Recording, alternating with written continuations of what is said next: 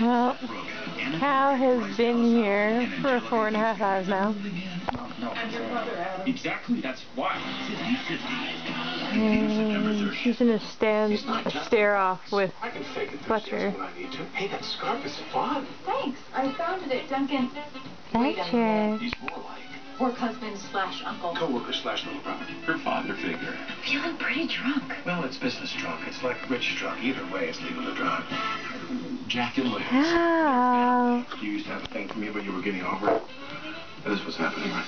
Yeah. 30 Rock rocks. 5 nights a week. Hello, baby. Yeah, she's been growling a lot. I can't get close to her anymore in the past.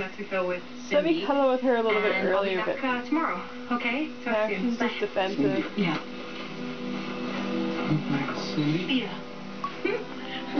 Tell her about it. Hence these marks all over my neck. No, this weekend is going forever. I wasn't as happy about homecoming as I thought it would be. But hopefully these two can get used to each other, so Zoe can come here too.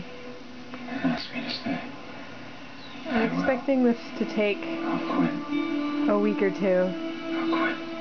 Maybe more. And quit. Yeah. I already did. What? Yeah.